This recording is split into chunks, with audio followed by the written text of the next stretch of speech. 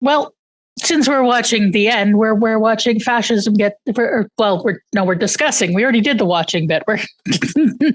We're discussing the end of fascism. Discussing the end of fascism. That sounds like the most thought. That sounds like the most fictional thing ever. The end of fascism. Well, yeah. Has anyone thought about maybe just stopping it, like just not doing it? We'll see if maybe threatening to annihilate the entire world might make them stop, or universe. Probably not. It didn't work in the Cold War. Yes. The metaphors are getting very not metaphorical at all. Yeah.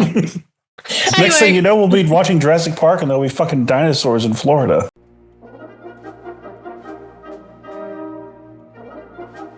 Hi, friends. Howdy, y'all. Salutations. Hi, folks. And welcome to Muppet Sex and Trauma for the final, penultimate, because we'll do a thing. Yeah, whatever. Welcome to Muppet Sex and Trauma. I'm Sara Ezzat. I make the Fat Culture Critic videos on YouTube. I'm Josh Gosdin, and I'm not surprised we haven't gotten this right yet. I'm good. I'm just going with it this time. And with us today, we have two friends. We have Ren and we have Charley. Is that Charley the not YouTuber? Damn. Just put him right down. But I believe that is Ren the Barbarian from YouTube. Occasionally, yes. Glad you guys are here. You should check out their videos. And Charley from Australia. Yes, I am the one Charley from Australia. Yes. Where drop bears are not real. Ren just recently learned that I've been gaslighting them, and they are very upset. Ren's mind was blown by the whole thing. Yeah. Surprisingly, of all the things that can kill you in Australia, dropping bears is not one of them. It's okay, because in Texas we have Wendy's. I completely believe you. Wendy's nuts at your chin. Oh my god. Hey. Okay. And we're here to talk about Peacekeeper Wars. The final bit of Farscape that there was, the finishing of the story. Or is Man, did they go out with a bang. A big bang. Mm-hmm. It showed some hole. Did you miss us and the bad puns? Didn't you? New year, same old puns. It's okay. You almost never have to see us again. That's not true. Our legacy lives on in cyberspace forever. And some of us might be doing other things. Also that. Yeah. Two out of the four of us have whole ass YouTube channels to themselves. Mm-hmm. That's a lot of power. So, yeah. Despite being unceremoniously canceled, they were able to bring back Farscape for a two-parter, The Peacekeeper Wars. And over a month ago, we watched it. Like before the holidays.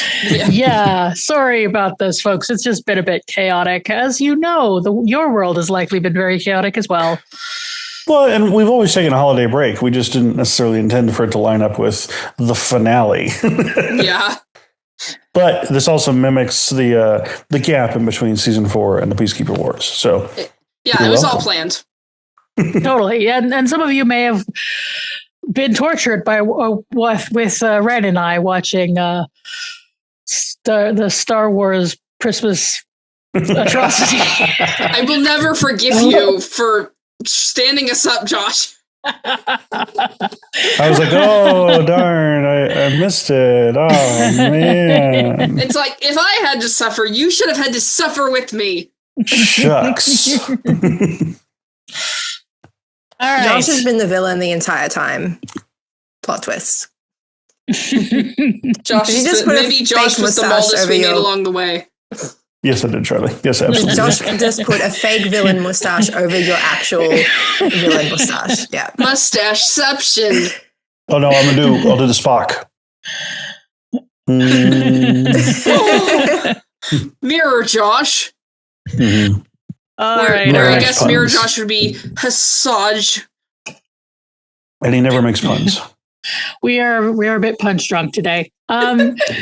So I had hoped that maybe we might have managed to organize getting Jack back for the last, but I didn't manage to. I didn't succeed. I'm bad at organizing. You're fired. Fair enough. So, we're going to cancel this whole thing. All right, bye.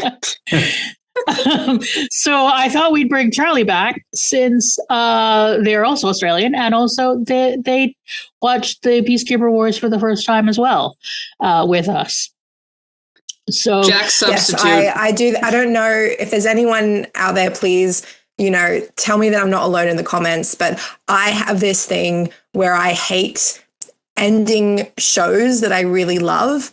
And for many, many of my favorite shows, I have delayed for months or years watching the final episode. I did that with Farscape for Peacekeeper Wars. I did that with Battlestar Galactica.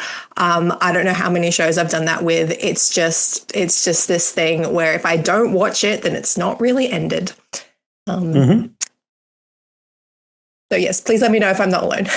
You're not alone. Yeah, I was like that with the final Discord novel until I actually watched it. I actually read it during the pandemic because I was like, well, if the world ends, I want to have finished it.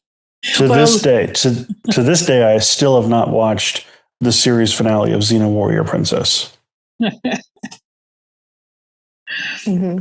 That has introduced a nightmare scenario in my mind of, if the world ending apocalypse and you never got to watch that final episode of Xena or never got to read that final book in the series, that would be terrible. There are some things that I wish I'd never seen the last episode of. Yes, that also. Looking at you, Enterprise. That doesn't exist. F in the chat for Stranger Things fans. Well, anyway, but we did watch Peacekeeper Wars, and it is a good end, I think. Some things it would have been great if they'd had a full fifth season, but with what they had, I think they did great. Yeah. So we are now going to go to my very long summary. Peacekeeper Wars was written by David Kemper and directed by Brian Hansen. When last we left our heroes, they were recuperating on a water planet. John and Aaron were newly engaged and expecting a baby when, out of the blue, an alien ship blasted them to little tiny crystal bits. When last we left our villains, peace negotiations between the Scarans and the Peacekeepers had broken down, and they were on the brink of war. That was 2 months ago. Now, the war has begun, but that's happening elsewhere, for now. On the water planet, Rigel, Dargo, and Granny are collecting the crystal bits with the help of the planet's inhabitants, who now regret the whole disintegrating people first and asking questions later thing. Stark and Chiana, meanwhile, have found a diagnosin to help uncrystallize John and Aaron, and he comes with a familiar translator, the surprisingly not totally dead Grunchlick. And Chiana also has new eyes, courtesy of the diagnosin. And with a bit of fancy space medicine magic, hey presto, John and Aaron are uncrystallized, re-embodied, still smooching, and still engaged. Elsewhere, Scorpy's spidey senses are a-tingling. After a recap interrogation, things are looking good for our heroes, except for one little thing. A post-re-embodying examination reveals Aaron isn't pregnant, but Rigel is. See, he was carrying the John and Aaron crystal bits in one of his stomach for safekeeping, and, well, something got stuck. It'll be okay. He just has to carry it for the first quadmester. Then this handy-dandy doohickey will pop the bun from his oven to Aaron's to finish baking. Well, okay then. What'll they do in the meantime? How about a wedding? The priestess is ready, the flowers are set, the beloveds are gathered, and the command carrier is blocking the sky. Wait, What? Yes, it's a gatecrasher. I wonder who it could possibly be. Enter Scorpius and his Scorpicule. Sikozu has a new hairdo, and Braca has a stash. And in John's brain, Harvey pops up in Einstein cosplay. He is, of course, how Scorpy knows John's back. And he's here to convince John to join the war, to use his wormhole knowledge to build a weapon to make peace. But there might just be another way to make peace. Granny and Stark have made a discovery about their hosts. They are actually descendants of a people we have met before, the Eidolons of Arnesk, the planet Moya's crew once rescued from a weapon that held them in suspension for millennia. The people Jules stayed with to help recuperate. The Eidolons were said to have the gift for influencing peace. Could they help end the war? Moima the priestess says no, her people lost that ability. But maybe if they are reunited with their reborn ancestors, they could learn. Well, it's a plan. So the Moya crew prepare to leave, taking 2 of the new Eidolons to Arnesk to meet the ancestors. Well, it's not all of Moya's crew, there's a few adjustments. Granny is staying behind, while Scorpy and Sikozu are coming along. Dargo figures they might be useful, and better keeping them nearby than not knowing what they're doing. Onward to Arnesk, and en route, how about we continue the wedding? Rigel is ready to officiate. Once again, we gather the beloveds and the pirates. Wait, what's happening? Moya gets harpooned by discount Chewbacca creatures working for the Peacekeepers. They are dispatched relatively quickly, but not before they take out one of the Eidolons and establish that Scorpy is no longer in good standing with Peacekeeper Command. Speaking of Peacekeeper Command, it seems that is now run by Grand Chancellor Malik, who is being advised by a very pregnant Grayza. They are pissed at Scorpy, and the war isn't going well. Back at Moya, despite her damage, they arrive at Arnesk. Jewel gets the crew a meeting with the hierarch Yondalau. He's initially hesitant, but eventually agrees to an exchange. Bakal, the new Eidolon they brought with them, will stay here to train, and Yondalau himself will go to the water planet to teach the others. It's a plan, but it's a Farscape plan, so it all goes to hell. The Scarans arrive, Emperor Starleek and War Minister Akna, who has an informant somewhere. They immediately nuke Arnesk, with Pakal and Jewel there too. And they take everyone prisoner, including Yondalau. Everyone, that is, except Chiana and Dargo, who are hiding in a cloaked Lola. Starleek demands John's wormhole knowledge. They separate out Rigel, who is now very pregnant, as Aaron's baby is made to develop quite rapidly. John and Aaron are so worried about the baby, and everyone else's safety, that John agrees to take Starleek into the wormhole space to meet the ancient he calls Einstein. This displeases Einstein, but he understands John's family is at risk. Back on the Scaran ship, Akna has detected and destroyed Lola, likely killing Dargo and Chiana. But on Starleek's return, Yondalau convinces him to sit and talk peace, at least until Akna walks in and blows that plan and Yondalau to hell. As Yondalau is dying, John forces Stark to cross him over, and something of Yondalau's knowledge is transferred to Stark. Things look bleak as the Scarans decide to gas the lot of them, but Sikozu's fire fairy magic blows the doors off their cell. It's good timing as Dargo and Chiana, not dead, but joined by Jothi and a crew of Luxon warriors, ride into the rescue. During the firefight, John and Aaron find a moment to transfer the baby from Rigel to her. Our crew is safe, for now, but the alternative peace plans have rapidly run out, and so John has decided he'll make the wormhole weapon. He returns to Einstein and has the knowledge unlocked, and he asks Pilot to help build the thing. Meanwhile, Starleek is bent on destroying all Eidolons, and Grayza has taken command of the Peacekeepers, and they've all converged on the water planet, which is now a war zone. When Moya arrives, she is terrified and so immediately dives to the bottom of the sea, adding near escape from drowning to the crew's tally of the day's adventures. But they must find Eidolons for Stark to pass on Yondalau's knowledge. Luckily, Jothi's squadron and a group of Braca's men have saved some, including Momoa, who he passes it on to. Unfortunately, they are all now surrounded. What a perfect time for Aaron to go into labor. Battle, birth, wedding vows, all come in quick succession, as does Scorpy, unveiling Sikozu as Akna's informant. And so they fight. They fight their way out and back to Moya, but at a cost. Dargo is badly wounded. The blood won't run clear. The wound won't heal. But he can bid a tearful goodbye, and then he can die like the big goddamn hero he is. And now we're down to the wire, and the wormhole weapon apparatus is ready, and everyone begs John to use it. To bring peace. Pretty please, with a cherry on top. And so he uses it. It's a small thing at first, a black hole, but it grows, and it grows, and it grows, this thing he's made. It will keep growing, he says. This is what wormhole weapons are. Not peace, not war, not anything. Only destruction. Total, mutually assured destruction of everything. This is madness. And they are finally starting to understand that. He might be able to stop it, but only if everyone agrees to peace, which finally they do. And so John uses the apparatus one more time. And a vision of the ancient Einstein takes the wormhole knowledge as the black hole closes. And John slips into a coma. Later, as the peace treaty is negotiated, John finds himself in his mind palace with a dying Harvey. He's initiated his erasure from John's mind, and with typical Harvey flair, he's given himself a dramatic Kubrickian death scene. And back in the real world, Aaron tells him how much she loves their son and begs him to come back to them, which slowly, eventually, he does. Finally, John and Aaron, in peace with no one chasing them, take a moment on Moya's terrace to introduce their son to the stars. Dargo, son, Crite, may you never know war. This is all yours, your playground. So, initial thoughts. But first off, before we say anything, I just want to really shout out Sara's excellent storytelling in the summary recaps. I've really appreciated them throughout this entire podcast. And I think listening to the final one, I was like, wow, she adds something to it in the way she summarizes these episodes. It really makes me experience the emotion all over again. So I just wanted to, shout out to that. Yeah. It's very whimsical and well done every time. I appreciate it. I love laughing at you whenever I get to watch your face while we're listening it together. Especially when we're listening to one that I haven't edited, and I'm just like, stop breathing. It's all right. It'll be polished for the viewers, and that's what matters. So, Josh, I'm curious to know what you were expecting for the finale, and if you were right about some things, if you were not right about some things. I'm curious to know. I was expecting a war. I mean, obviously it's in the title.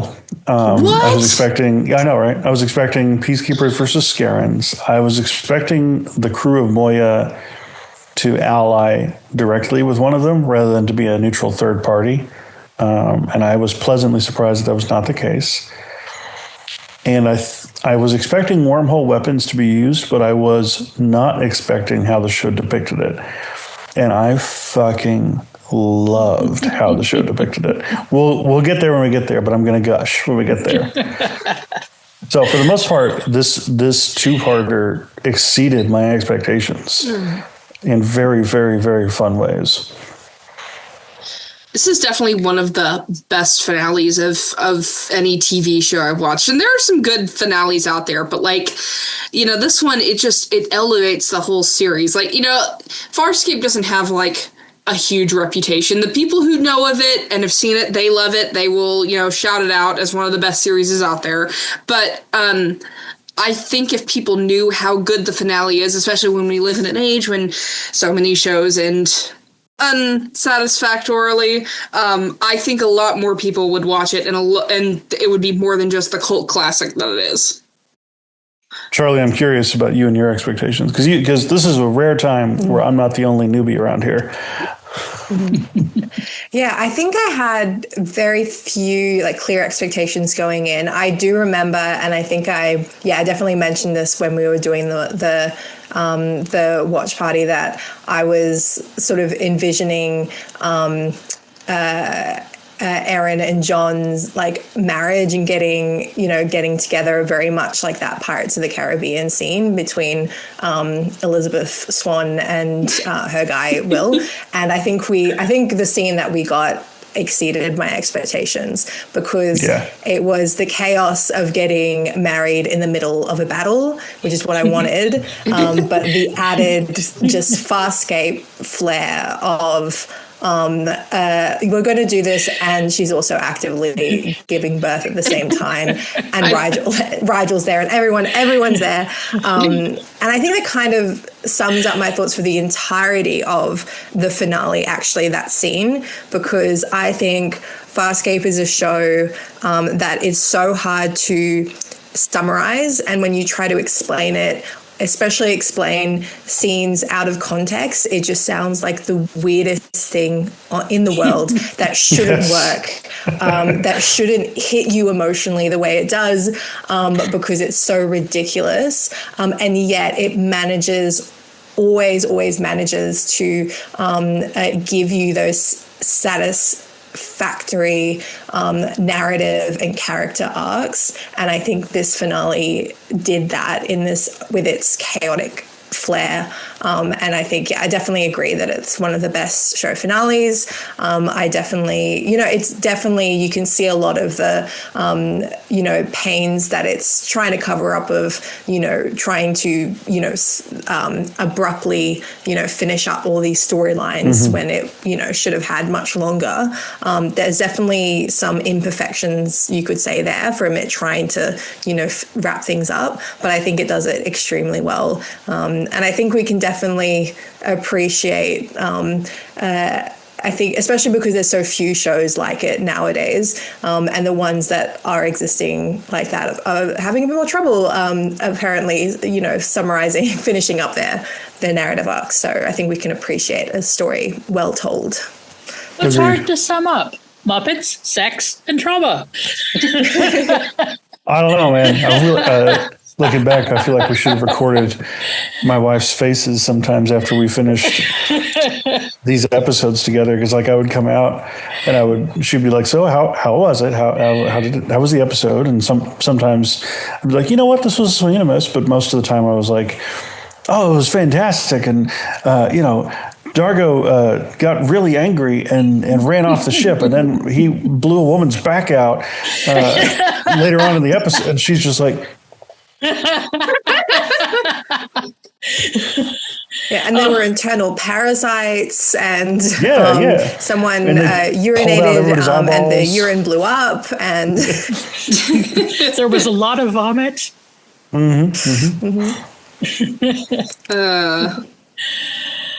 Yes. Now, this is actually one of my favorite fictional weddings. Period. Please elaborate. It is so fitting that they have these like false starts, because that's just Aaron and John's relationship in a nutshell. Yeah, plans go to hell, and then it works out, and it gets so stripped down bare, like the whole thing with Stark not remembering the right rituals, and it just until he's finally just, okay, you love each other? Yes. Enough to be married forever? Yes. Fine, you are. Ipso facto. Good job, everybody. It's like, yeah, this is where, yeah, that's the basics. That's all you need. That's what you got. Plus, like, the whole, like, they're in the whole thing together. He is doing everything but giving birth himself. Yeah, it's just I'm pregnant. Yeah. So yeah, it's just the most them wedding that could ever be. And I just find it delightful. And it suits the show so well. Yeah, it is it just utter chaos, and also like absolute love, and yeah. I mean, it's hard actually to do a wedding scene because in shows, because weddings are, I mean, they're ceremony, they're repetitive, right? They are, and then also when you've got a wedding scene between two characters who've been, long, or it's long awaited by everyone in the story and the fans that they get together. There's all that pressure as well to get, to have them somehow express in their vows like what their relationship means to each other. And it's, I think wedding scenes are just very hard to do. I think they can very quickly be underwhelming. So I think the choice here to, overwhelm us with the wedding scene by having it be as chaotic as it was not perfect for the characters, but also just perfect for the show, and also just so much fun. Agreed. But let's roll it back and start at the beginning with the Rigel picking up crystals. Bad CGI Rigel. Well, not bad for the time. Yeah, no, I've definitely seen worse from modern productions. Well, from previous Rigel CGI, that was the best Rigel CGI we got. Mm-hmm. Yeah, we saw Rigel's feet, and I wasn't horrified. Mm-hmm. Right. Would you trust Rigel with your crystallized bits in his stomach? I would. He's got more than one stomach. Yeah, but what if he doesn't spit out all of you? I mean, that's the trust part. Like, I would trust him to get all of me. Including the ring. Yeah. I think that's the question is, what part of you would you be happy sacrificing to Rigel's insides in order to be reconstituted? Yeah, because I'm like, okay, he ended up with the baby still inside of him, but like, what if it had been something else? Yeah. What if it had been some other part of John and or Aaron's physiognomy? Let's not go down this road. I was going to say, I've got a wart on my knee that I wouldn't mind getting rid of. Where are my testicles? See? Or it could be even like metaphysical, like if Rigel, takes our shame or, our if Rigel had gotten Harvey, that would have been fascinating. Rigel the Soul Eater. But I think Harvey would become a Muppet. We would have to see Harvey as a Muppet. Yeah. It was a very Farscapian kind of a quick resolution, though. I mean, obviously, I think we talked about it a little bit. My interpretation of the blow 'em up cliffhanger was, "We dare you to cancel us," and that also obviously when they got the movie set, left them with the like, "Oh yeah, we blew up our main characters." Oh well, we'll just reconstitute them. Mm-hmm. Like Farscape is nothing if not the question of like, can we do that? Is always yes in Farscape. Of course we can. Yeah. Of course we can. Grab a diagnosin and Grunchlick and doodly doo, and we got I grew up watching a show called Smallville, and I owned several of the. Don't laugh at me. I owned several of the seasons on DVD, and I remember there was one like one of those bonus feature things where they talked about their writing process, and they called it "Lionel Has Wings." Lionel is Lex Luthor's father, and they said we come up with a concept like Lionel has wings, and then we write the episode around that, like what led up to Lionel having wings, and how does he get rid of them, and blah blah blah. And I think that's a very interesting way to come up with something, and I would not be surprised if they do something similar. If they did something similar when writing Farscape. Well, they did have a system for the end of the season, always expecting that it might be canceled. They sort of wrote themselves off a cliff and then would figure out how to get themselves off back back from it in the next.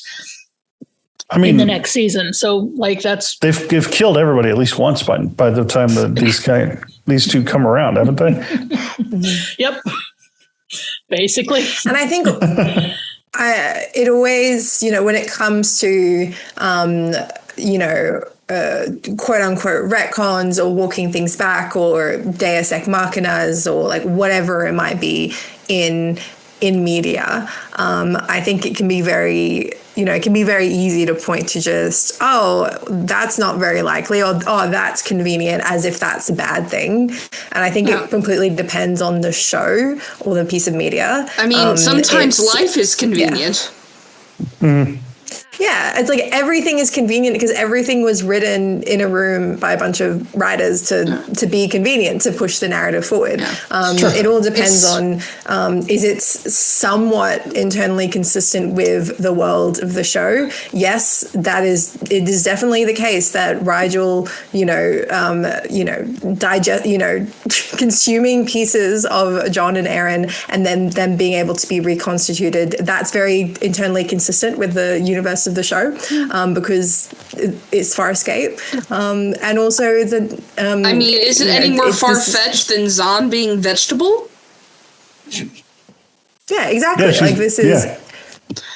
this is the world of the show, and so you don't need to question it, even if it's narratively convenient, because all narrative to a certain extent is convenient because it's being written by people. Does it feel satisfactory? Like, does it satisfying? Like, and of course, I think the main thing is does the narrative work? Do the characters work? That's where convenience is less. Yeah, it's that CinemaSin school of criticism, like, oh, this thing happened? Well, that's convenient. Yes, it needed to happen, otherwise there wouldn't be a story. That's how stories work. Yeah, but where it doesn't work is when it's, a character comes to a convenient decision and there's no reason for the character coming to that decision or making that choice. Like, it's when it comes to people, really, that's where it doesn't work more. Yeah, I've said it before. Conveniences to start a conflict is fine. But there shouldn't be a convenient way out of the conflict unless, you're going to lead to something else that's interesting. Yeah. Oh, the bears come home to the cottage after Goldilocks broken in, and they catch her in bed. Like, yes. What did you think? They left the house and they were never coming back?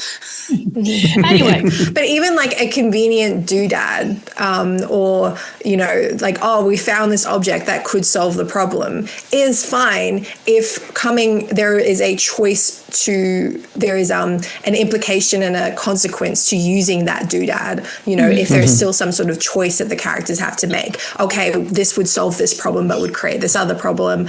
We'd have to sacrifice this. Is it right to do this? Like, that it's completely fine that a magical object appears out of nowhere that would solve the problem, as long as it has narrative weight in terms of the characters using it or the consequences to it. Essentially, this entire narrative is about a convenient doodad. Exactly. But it's like Charley was saying, it's a consistent, long-term and convenient doodad. Yeah. The wormholes being introduced as early as they were, and the ancients being introduced as early as they were, means that this has been a long hanging. This is a culmination of everything. Mm-hmm. And it is it all one works of the so well. central metaphors has been about, weapons and destruction and all that stuff. Yeah. Yeah. And I still had no idea that it would come, like, going back several seasons, I had no idea this is where that wormhole technology would be taking us. I think it's really good that at first the wormhole technology was really focused on, okay, this is the goal of this, the ultimate goal of this is that it might bring John home. And that was, and we're so invested in that emotionally that then it takes a while for us to realize, this could also have implications in terms of warfare, right? And then, okay, so this is now the wormhole technology is just about which side gets the wormhole technology. And we're so focused on that, on the which side gets the wormhole technology, that we do completely see it the way the characters do, as a weapon. We start to see it that way. And then the way that it is reframed in this final episode, the Peacekeeper Wars, as an ultimatum, as a peacekeeping like tool, was really interesting. I didn't see it coming. Your scientists were so preoccupied on whether or not they could. They didn't stop to think if they should. That is my Jeff Goldblum impression. That's pretty good, Jeff. Good job. Thank you. But yeah, we have we'll be talking about the whole theme of peace throughout this, I think. But it's in the title. Yeah, but yes, this does give us the wonderful joy of pregnant Rigel. Peaceful. They did impreg for their final episode. Bravo. They weren't cowards. I love it. Yeah, they went with it. They went all the way with it. Yep. I mean, only a core master. Yeah, they didn't go all the way to term. Core master, thank you. They didn't go all the way to term with it. They did not. Yes, we learned this about peacekeeper pregnancies. Sure, there's been a bunch of messing around adaptations. So when they get pregnant, the fetus gets suspended, and then when it's released, it's born within a few days. This is quite something. Yeah, and apparently Greyza has also been, the whole Greyza being pregnant thing was because the actress was, and so it was kind of a choice of, do we recast or do we go with it? And they went with it, and I think it adds something to the story. This is Sebation uteruses must be made of friggin' elastic. I'm glad they did. You know, even if it hadn't, I agree that it adds a bit to the themes, the fact that Greyza is pregnant. But even if it doesn't, it's just like, you know, give her work. Like, that's great that she's not, you know, lost out on work because she's pregnant. So I just even if I don't even need it to be explained. I can just be, okay, she's pregnant now. Great. Yeah, I low-key appreciate it in fiction when pregnancies aren't explained or central plot points, because that's just how life works. People get pregnant. Although the fact that she is that pregnant at 60 days, it helps that we have this whole, the pregnancies go really fast, so we can have a baby within a movie, and also our actress is suddenly about 9 months in 60 days. Yeah. But also, it's also, you can clearly see that they've worked around it too in terms of health and safety, that she doesn't have a very physical role. And it gives a sort of a way for her to manipulate Merrick. Yeah. I do wonder, like, if, like, you know, not to get all telenovela here, but like what, you know, it might have added to the plot if like it turned out to be John's baby. Oh God. Yeah. That's too telenovela. No. It could be anybody's baby. Maybe it's Braca's baby. Poor Braca. No. He does come out pretty well in this, Braca. He does. Yeah. Surprisingly. He does a really great job. Badass. Mm-hmm. Yeah. He's had a very Twinkie glow up. Yeah. Twink Death Who. maybe tonight Scorpius will be the bottom. Well, and he gets Scorpius all to himself in the end, because Sikozu turns out to have been a bad one. Yeah. Mm-hmm. It's like, and Scorpius despairs of her. What do we think about the heel turn? Was it a heel turn? Yeah, no. I mean, she betrayed him for a very understandable reason. Mm-hmm. Yeah. She's never been trustworthy. She's always been out for herself and her people. And it's a shame we didn't learn more about her people and their struggle. That's one of the casualties of not getting a season 5, I think. But yeah, it's not at all surprising. I mean, the thing about Sikozu here is that at first you don't actually recognize that it's her, because she's changed so much. I know. But yeah, we get we get the Scorpicule resolved. Yes. Not that polycules need resolving. Yeah. But I think Braca's happy with how it worked out. Yeah. I'm sure he is. Scorpius, he needs to be studied. Like his riz needs to be studied. I don't know.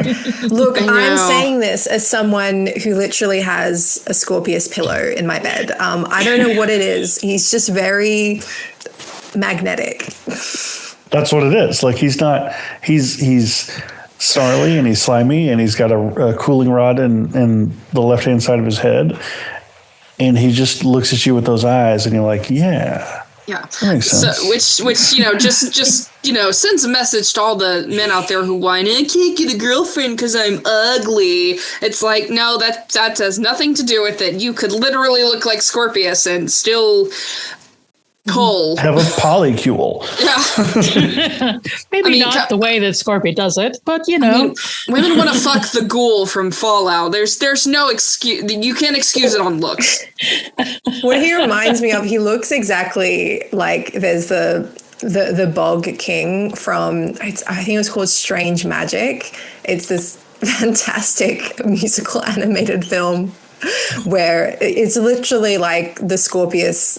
There is the villain is the Bog King, Scorpius, except plot twist, it's actually a romance between him and the fairy princess. He literally looks the exact same. So, yep. Look, there's something. Scorpio has been a very compelling villain, and compelling is what compelling does. I guess that is just it. It's just, we love compelling characters. Yeah. Mm-hmm. He's got very understandable motivations. He's got very understandable backstory. Like, he's an excellent character. And I even struggle to say he's an excellent villain because he's not straight villain the whole time. He swings between anti-villain, villain, and anti-hero. Mm-hmm. I love how happy he is to see John. In the beginning, he's just like, it's like, hey, we're all friends here. I don't know if it's a love story if he's the stalker. I mean, it's a death cab for cutie love story. And of course, that brings us Harvey returning, and with some excellent cosplay this episode. I don't know, the miniseries. But he must have been having the time of his life. He's like, let me go all out for this finale. I want to be Einstein. Mm-hmm. Yes, for a little foreshadowing, we might be seeing the character actually known as Einstein. Mm-hmm. I love John's the whole thing, and then John writing no wormhole weapons, and it's very clear what he's written on the board. Yeah, edited for TV. It's like, you're not slick. Yes. So how do we like the Eidolons? I love their design, especially like when their face is open and you see the eyes and the musculature. It reminded me a lot of the Daleks from Doctor Who. If you ever see like on the rare instance when a Dalek opens up its armor, it kind of looks like a veiny squid thing with an eye in the middle. They're kind of the anti-Daleks. Yeah. Peace. I found them interesting as a concept. That, a species basically who uses their superpower for good, but their superpower is still manipulation. Like, Stilak wasn't totally wrong to be super pissed. Because like, on the one hand, they weren't, like, they didn't roofie everybody. Like, they weren't empowering their bad sides and suppressing their super egos, but they were suppressing their ids, and it was still affecting a change on everybody. But they're trying to do it for benevolent and peaceful reasons. And so I think it's interesting concept. It's interesting commentary on like what it takes to achieve true and lasting peace, because as soon as Stilak comes out from under that guy's influence, the peace deal is off, Mm-hmm. Yeah, it is like kind of like an ethical conundrum, because I was thinking myself, is this not like dubious consent? Because I mean, they're definitely under an altered state of mind when they are having their peace talks. And even though they know that, like, going into it, like, they will be influenced, it's definitely an interesting thing. It's like, yes, it's for the greater good, but like, it's still, like I said, morally questionable. Yeah, and it's for the greater good in this instance, which we as the viewers know. But what if the Eidolons decide to create peace when there's two opposing factions and one of them is under threat of genocide? Yeah. What if the Eidolons decide that they need peace at any cost? Like, that kind of moral grayness was really interesting. Yeah. Just accept your oppression and be better for everyone else. And what do they define as peace as well? Right. Yeah. Yeah. But then we contrast that with order. We contrast that with John literally threatening the universe, though. Like, is that any better? 6, 7. Yeah, I think if you watch them, do their thing between two imperial forces, it comes across like more like that's more digestible than if we were like seeing them like trying to do their thing, peacekeep between I keep using the word peacekeep. It's obviously ironic with the peacekeepers, but between an imperial force and a colonized force, that would look that would suddenly seem very different, because then it would be, I think it would be more obvious sort of the moral dubiousness of that, like putting especially a less like powerful like faction and the colonized faction, like making them maybe accept compromises that they wouldn't otherwise, again, and then what does peace look like, right? For the Eidolons, it's, maybe they're not taking into account, they're just, what do they take into account? What are they looking at? What would they accept? What would they push for people to accept? I don't know. It just becomes, when it's two imperial forces, it's like, yeah, I don't care that they're kind of being drugged and pushed into, they're evil, right? They're operating on a massive scale, and they're doing terrible things. I don't mind if they're being pushed into compromises that they wouldn't otherwise make, but it's very different when there's a significant power imbalance between the two sides, I think. Well, let's just make the metaphor real. Okay, we could talk about the Oslo Accords and Camp David. The first time around, but talk about in the 90s when they attempted to negotiate peace between Israel and Palestine. When we had Yitzhak Rabin and Yasser Arafat, and with America acting as the thing. And I do believe everyone had the best interests in mind. It was very much a very 90s approach of like, we can change things by just doing things differently. With the Berlin Wall falling and everything, I think there was a sense that, if we just act differently, things will be different, and we can negotiate this. And they negotiated, in as good faith as they could, but they were negotiating between one party who had very little power and one party who had a great deal of power, and nothing to hold the powerful people to anything. And so, of course it fell apart, as soon as Rabin was assassinated, and, the hard edge people got in, it's and like 30 years down the line, here we are with genocide.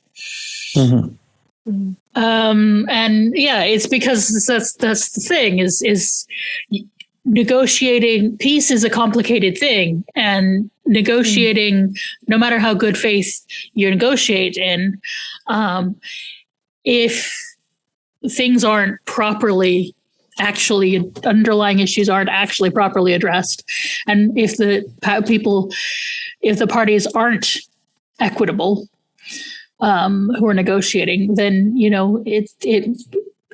may achieve order for a time, but what is the difference between order and peace?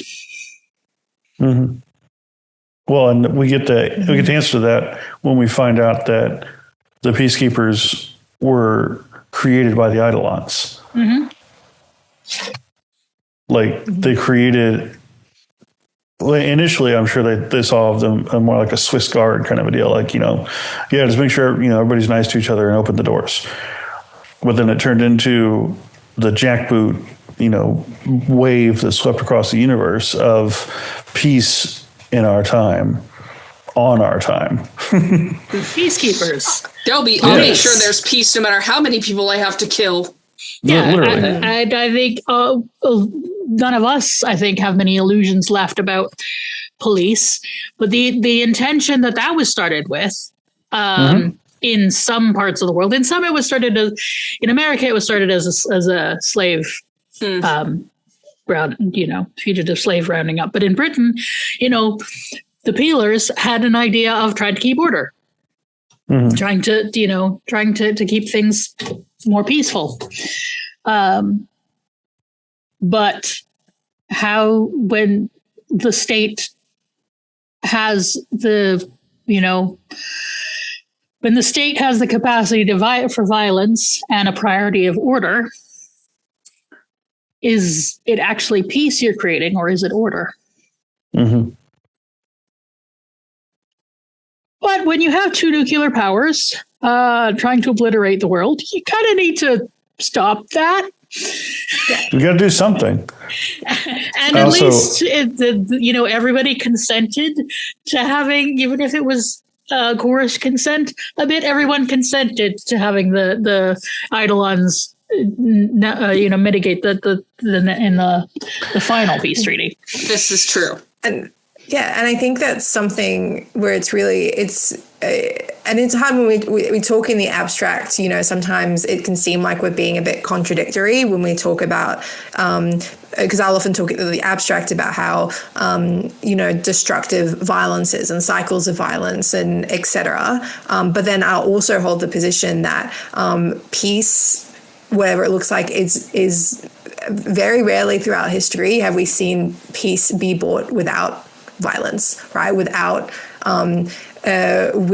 people like standing up, without fighting, without collateral damage, without violence, right? Like it's unfortunately that's not how authoritarian regimes or colonizers or enslavers have never been like, oh, you've convinced me with your solid argument that what I'm doing is wrong, and I'm just going to stop doing that right now. It's unfortunately, I never thought of it that not way. the case.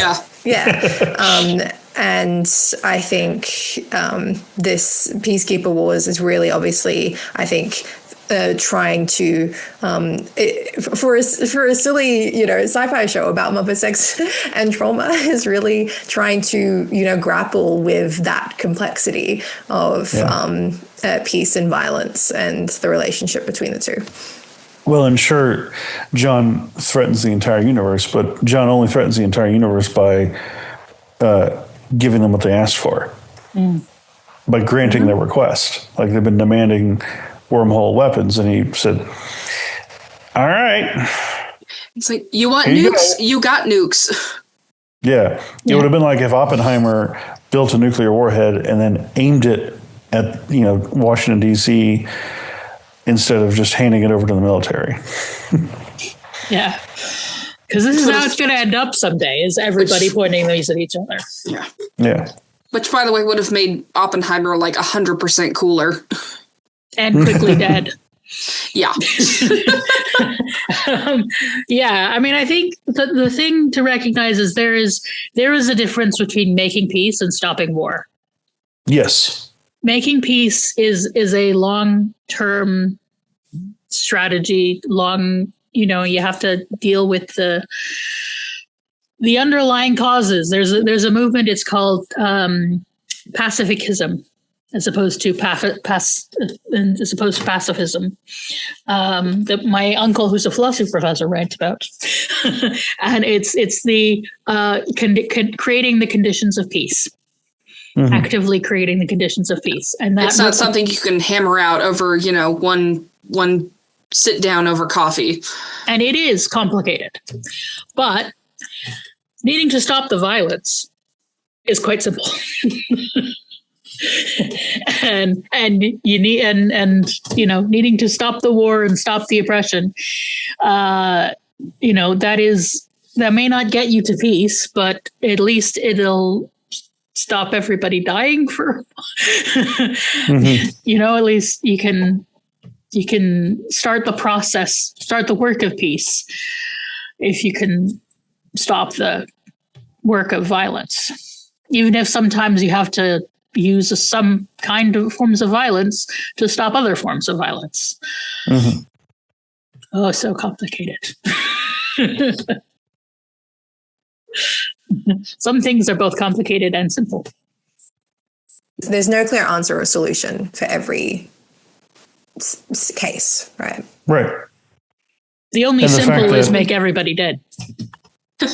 The fact that Moya is essentially is a neutral third party. It's an NGO getting to fly around, and has a very specific advantage over these two gigantic Imperial war machines.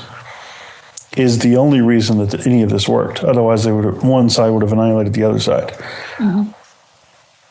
But not only they would have annihilated each other in the end.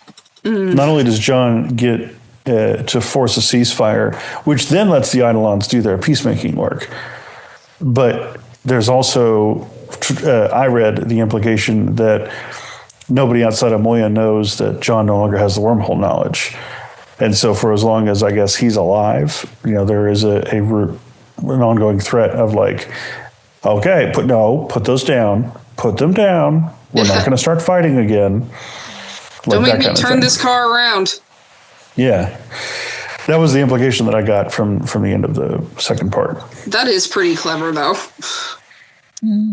I think it's so powerful that Moya and Moya, as in Moya and the crew, right, are made up of former soldiers and criminals and violent extremists, and despots. I'm thinking, and despots, right? Like this is a crew of people who are not idealists, who are not perfect, and who have learnt and grown and changed over time, and they're the group that are able to, not through perfectionism, not through a moral high ground, not through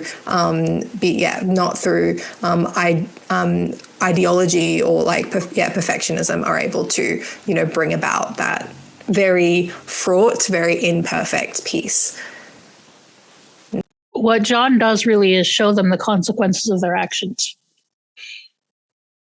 He's not doing a Sam Wilson of, you need to do better. He's doing, if you do this, the result is death. Mm-hmm. If you keep it, the result of total war is total destruction. Yeah, there's no glorious conquest here. Yeah. There is no peace that comes from war.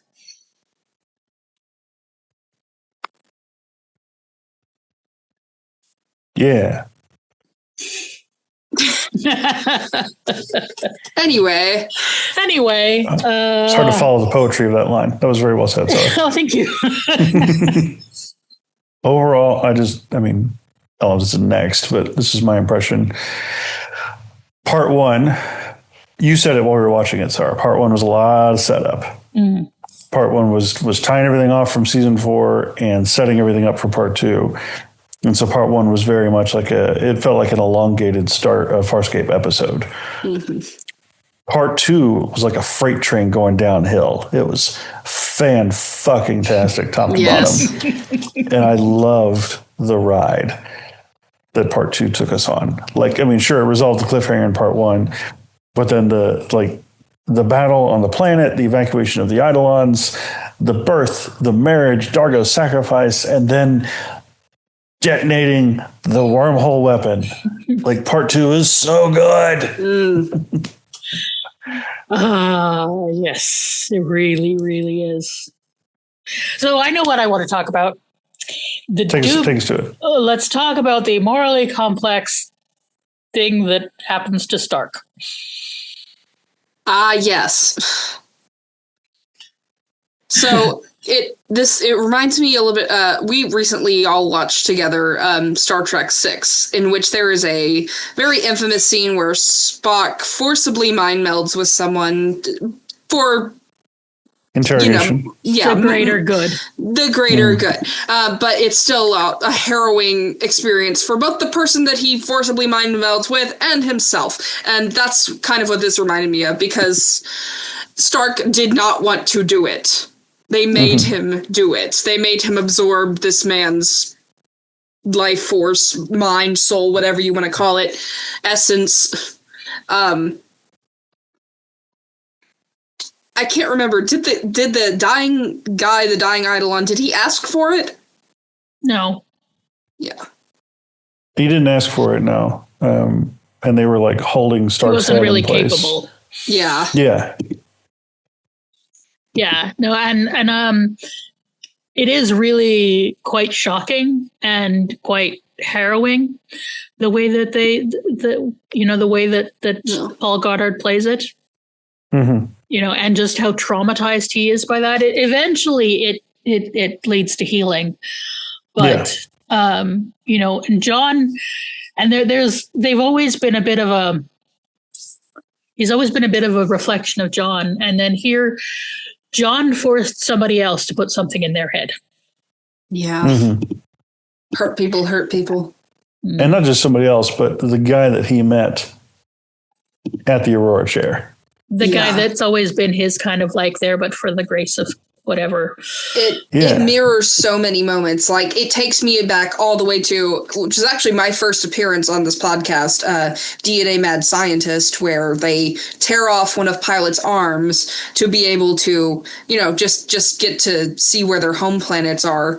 But it was definitely presented as like a much more like clear-cut, selfish choice. Like, understandable, like, you want to go home, I get it, but like you made another creature suffer, whereas this is a much larger scale of ethics we're talking about. This is like potentially losing a culture and, the potential for stopping a war. I'm not saying it was a good thing to do, but it's definitely another ethical conundrum.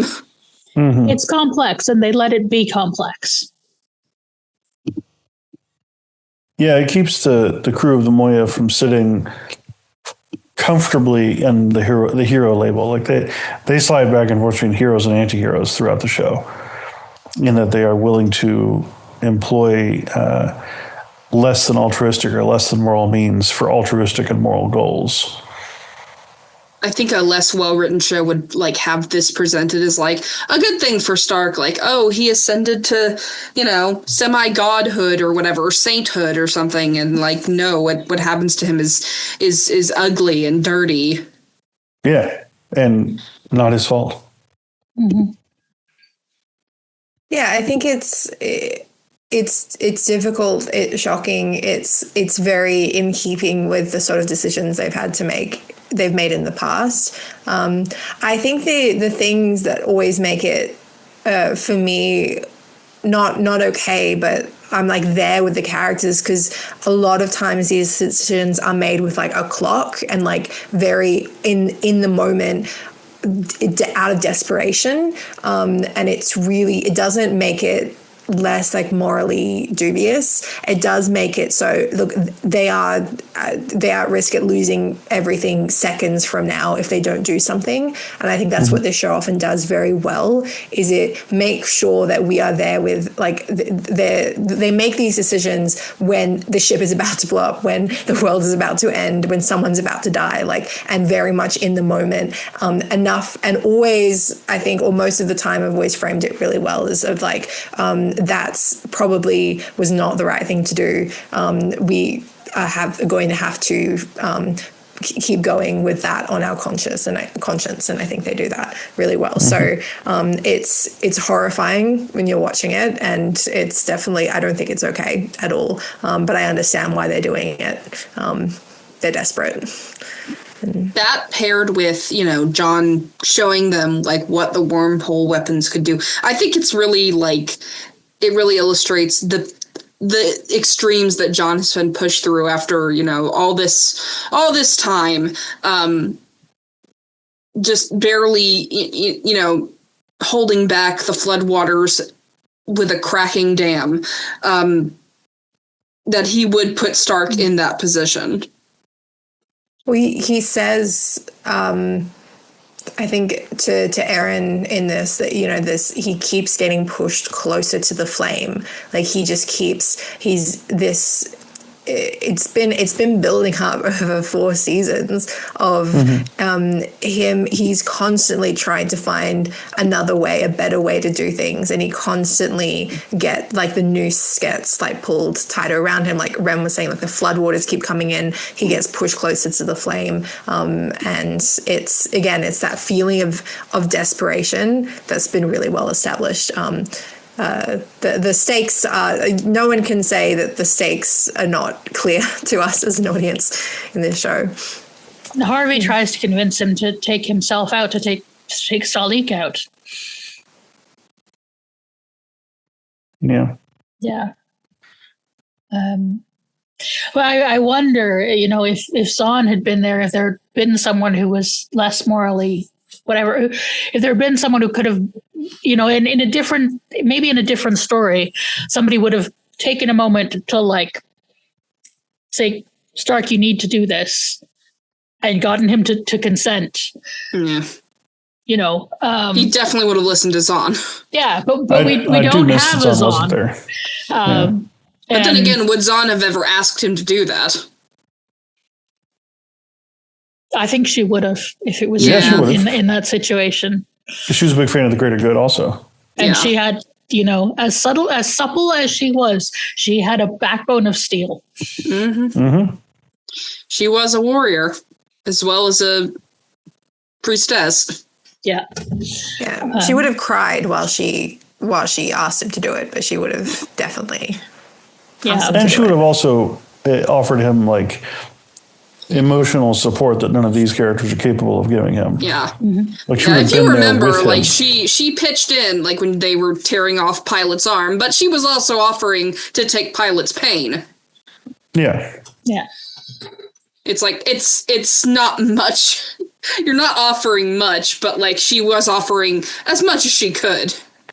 And speaking of Pilot and arms, he has the morally complex decision of building the thing. Yeah. Yeah.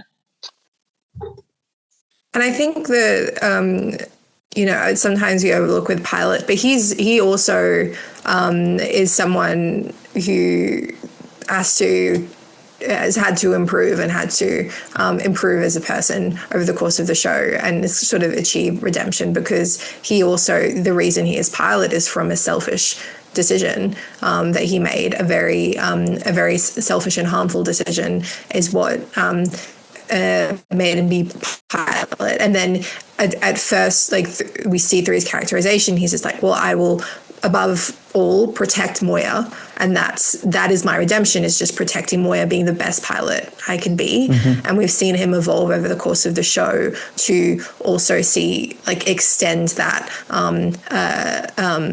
that beyond Moya, and also I think that culminates really well here with him making this decision that is not just about protecting Moya, and it's actually him doing making a sacrifice, but also doing good for the entire universe, not just Moya. Trusting John. Yeah. Which is what a lot of this all comes down to anyway, is trusting John. Mm-hmm. Yeah. Throughout this show, whenever people don't trust John, I'm just I had to step up and just trust him at this point. How many times does he have to prove himself? Yeah, but how many times every time he up? lays out a plan, and people are like, "Really? That's too crazy." Are you no? We can't do that. I'm like, no. Let's skip ahead to where we. He truly is the Buffy of this show. and yet all the plans always go wrong. Even the good ones. They always go wrong before they go right, but they end up somewhere. Yeah, whereas with Buffy the Vampire Slayer, her so-called friends really just question her for no reason. There is good reason on Farscape to question John, given that he is very literally often out of his mind. And obsessed with your wormholes. Yeah. Tell him, Charley. Let's talk about the Chiana and Dario and Jothi of it all. Was anybody expecting a return of Jothi? I wasn't. That was not on my bingo card. Somehow, Jothi returned. With a new actor. I was hoping we would get an influx of previous characters, recurring characters. I wanted a Zahn cameo. You wanted Mulder. Obviously. Jothi was not anticipated nor desired. And the fact that I wound up rooting for him really fucked me up when we were watching it. I was like, who am I? How has my life led me to this point that I'm rooting for Jothi? Where did I go wrong? Jothi, I mean, he really is the Connor from Angel. Jothi is the Connor of this show. And kind of like Connor, you don't want him to come back, and then he's not too bad when he comes back. Yeah. There is just something, I mean, it definitely signaled the fact that things were not going to end well for Dargo, I think. I think that's when I was starting to get the suspicion that there was just too much talk in this episode of a happy ending with Dargo, Chiana, Jothi, that I was like, things are not going to go well for Dargo. But it was beautiful. I mean, I saw the heroic sacrifice coming. I mean, if it had to be someone, it was going to be Dargo. He is our big damn hero. You didn't expect. He's the daddy. He's our daddy. You definitely didn't expect it to happen, after he and Chiana got back together, but. No, I did. I've been hurt too many times. It did have a very I'm a leaf on the wind, I'm 5 days from retirement kind of thing. It was difficult not to think about Serenity and Firefly the entire time I was watching this two-parter. It has a lot in common. I still say that Firefly has a lot more in common with Cowboy Bebop than this show, but there are similarities for sure. Mm-hmm. Yeah. There was a lot of cross-pollination of ideas in the... Sure. Yeah. But I love Dargo's death scene. We don't want Dargo to go, but Dargo and John's goodbye to each other. And God, I was bawling like a baby when we were watching that. Yeah. I'm tearing up now thinking about it. Jeez, man. Let it out, man. Like that they had to drag Chiana away. Mm-hmm. For real. Kicking and screaming. Oh, man. Chiana just is a raw nerve. Yeah. No, and I think... go ahead, Charley. Go ahead. I got to cry. I think it was really sad. I think it's a strange experience when one of the main characters dies in the finale of a show, because it doesn't really feel real. Like for me, in my mind, Dargo is not dead because we've got 99% of the show where he's alive. So it's just such a strange thing of he's dead, but he's not, because we don't really see the narrative or the characters like without him. With most of these shows, there's like a post episode where they're like dealing with the grief and then they move on. But we don't get that with Dargo because it's the final episode. Yeah. So it does mean that I'm mostly kind of it's really sad, but it's also just I'm mostly just thinking about like how good of an ending it is for him, and I'm actually happy, which is very contradictory, but I am very happy that he got to go out on his own terms, that he got to die free, like really truly free, not just physically free, which from free of guilt, because for so long but he believed he killed his wife, and then he found out he didn't actually. Yeah. And for having failed his son, having lost that happy ending with Chiana, with having, I don't know, just like he got physically and emotionally, I think he died really free. So I'm actually quite happy for him in a way. Like he died with the people that he loved and for the people that he loved. It was a good death. Good death. And which is all a warrior really wants. Yeah, and I love that he gets a moment with Aaron, even though it's not really in dialogue, their sort of soldierly connection. And then he and John saying goodbye, and John, I could have the best friend I ever had. you could have done better. Not in this universe. Like, it's just, and then the joke where he's like, do me a favor, Chiana. Oh yeah, I'll take care of her. No, I want to talk to Chiana. Go away. It's just like, it's not fair. They made me laugh. It's just, yeah, I'm laughing and crying at the same time, and just talking about it, because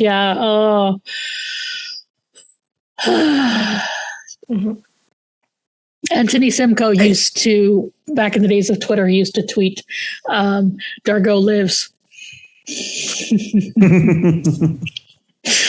So, and he does in our hearts. In our hearts. I'm surprised that we haven't seen him in more stuff. Yeah, he went and did a doctorate. Okay, Dr. Simcoe. Yeah. It's kind of like Wayne Pygram now teaches acting. Yeah, or Avery Brooks from Deep Space Nine. Yeah. Yeah, he's a theater teacher. Yeah.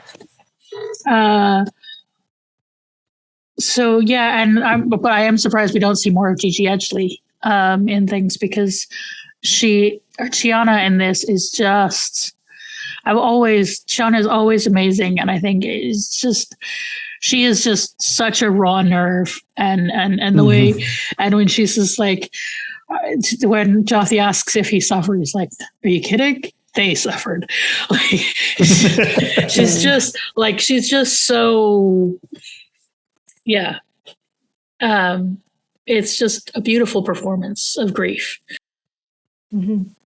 Yeah, I do think in terms of being able to conclude like Chiana's character, I do think she was the most sort of, let down, I think, by the Peacekeeper Wars, just in terms of, I think so much of her like story is still untold and not really resolved in this.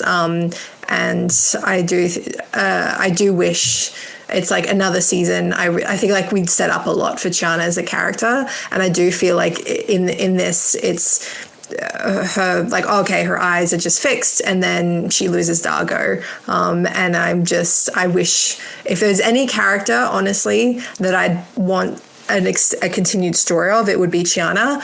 I feel like with everyone else, I'm pretty happy with where things were left. But I feel like Chiana had the most story left in her. So in some ways, I'm a bit. I think that's my main area that I'd be disappointed by the Peacekeeper Wars. Is just it doesn't really give me much for Chiana. This is why I want Farscape the Next Generation. I do wonder what's going to happen, like what she's going to do on Hyneria. Like royal advisor, maybe she'll, join a street gang. I don't know. Well, live a life of luxury she's always earned. Maybe rest a bit, and then I don't think her story. I don't think we could have concluded her story in one movie. I think we want to imagine her story continuing, because she has more healing to do. But someone who I feel was shortchanged by Peacekeeper Wars is Jewel. Yeah. I mean, like, I always feel it's kind of unfair when they bring back a character who's left just to, Yeah. Like it's weird to bring her back and have her think that she had a shot with John. When last we saw her, she was kissing Dargo. Mm-hmm. And then I think if you're going to I think it is, she does get a sacrificial moment, but it's just like, I don't know, it is just a bit. Look, my headcanon is that she survived that giant explosion somehow, and that she joined up with Chiana, and they're off having galactic adventures together. That's my that's my headcanon. I because I'm someone who really loves Jewel as a character, and I definitely was disappointed that she was just killed off. I don't think she necessarily needed a character resolution or more story, really. I just wish she hadn't been brought back just to die. Yeah. Yeah. Again, it was hard to keep Serenity out of my head. Bringing Book back just to die, definitely. There were shades of Jewel. Reverse that. Bringing Jewel back just to die, there were shades of Book in sort of that audience shock of like, oh no, this is legit. Like, we have to make sure that the audience knows that this is a serious story. Yeah. Who are we going to kill? We're going to kill Jewel. Okay, cool. I wasn't as bothered by her being shortchanged as I was by Chiana kind of getting a narrative shortchange, if only because we spent a lot more time and energy investing in Chiana than we did Jewel. Jewel was a cool character, but she didn't have the place in my heart that Chiana does. Yeah, Sikozu to me feels more like a product of not having enough story to flesh out her ending. Like we just started to introduce, like, you know, her being like a freedom fighter for her people in season 4 when the show got canceled, and then in season 5, the Peacekeeper Wars, it was like, I betrayed you, my longtime lover, for my people. Now I must die. Whereas, like, if we'd gotten a proper season 5, it probably would have been fleshed out more than that. She's one I definitely think her story continues. Yeah, I think Sikozu, I wish her betrayal had been more like victorious. Like, I wish she'd actually like done one over of Scorpius and, like, you know, retreated, cackling in glee or something. Exactly. But I'm more, I didn't mind how things went. I just wish that she had gotten really the last word and the last laugh over Scorpius. I was a bit disappointed that,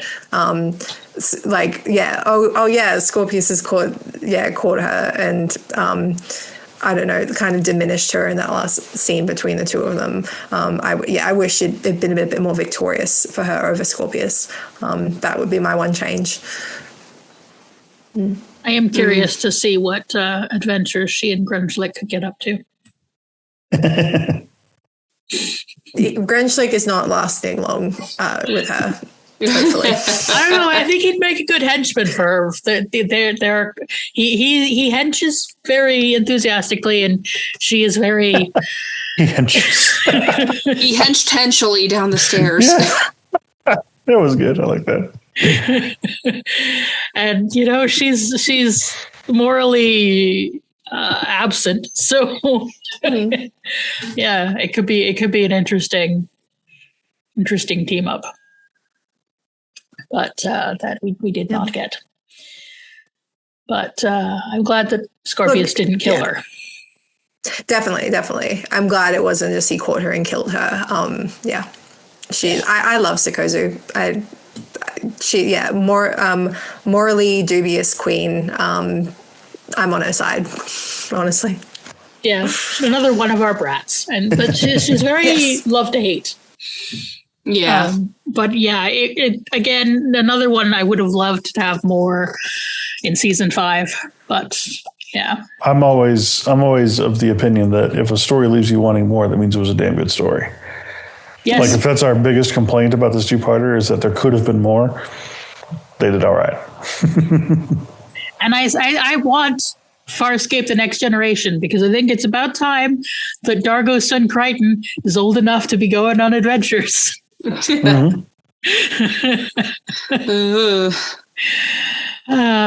yes. So maybe we'll talk about some endings now. And now we can talk about the end of Scorpius. Charley. I think this, like, I think we ended off Scorpius as a character pretty well. I really didn't know what to expect with Scorpius. And I don't really know exactly what I would want for him. I think I maybe thought he would die.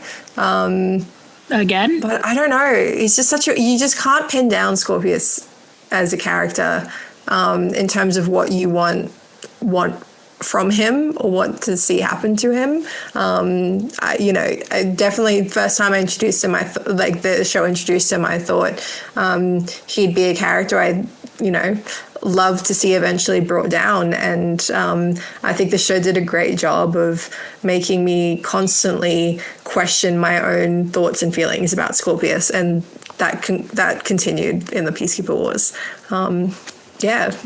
So I think my thoughts on Scorpius's resolution is that I am as confused and enthralled by him as ever. Yeah, it's kind of like when a character's entire raison d'etre gets erased. It's kind of like, oh, well, what now? Yeah. Yeah, I kind of want. There's two endings I kind of want to happen. Mm-hmm. So I've been in the revenge business for so long, I don't know what I'm going to do. Have you considered piracy?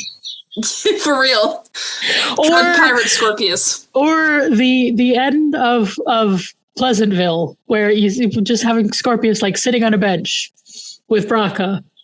And, well, Sikozu's got now. Just sitting on a bench going, what now? I don't know.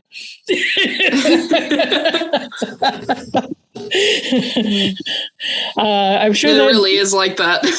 Yeah, I think there are more classic movie endings that we could have for Scorpius, but just like when your quest is finished, what do you do?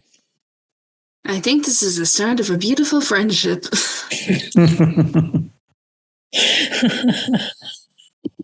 But yeah, I like that we don't kill him. Because he's been basically dead like so many times that it just wouldn't make any sense. But just like he got everything he wanted. Now what? Yeah, really. Like it's a much more mundane or depressing version of Alexander. It's like the mid-credit scene in Finding Nemo when like the fish in the bags, they managed to roll safely across the road into the ocean, and now they're just floating there in their baggies in the ocean like, now what? Yeah, he didn't get to destroy the Scarens.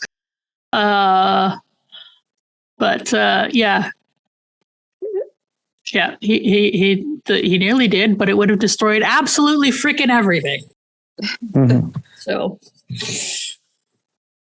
And there's the thing, sort of, he has, I think, in some ways, hid behind that excuse of, well, it's just about protecting the universe. Like, it's not just about like a personal vendetta that I have with the Scarens. It's about what, they are evil. They are going to destroy, everyone, everything. Yeah. But I think, while I don't think it's clear cut, I think in many ways that was an excuse for his personal vendetta against them.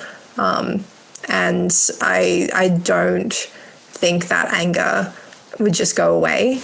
And also just, again, where I'm just left off so confused with him as a character is a lot of the truly terrible things that he's done have, but okay, well, they are for this larger purpose. So we can understand it, if not forgive, because of his overall goal. But then what happens, when peace such as it is has been established, should he now face consequences for what he did, right? Like there are things where you can say, and I'm not saying like should he in terms, I'm talking more narratively in terms of like what we'd want to see from him as a character. And I don't think we know what I think he's very much a mystery.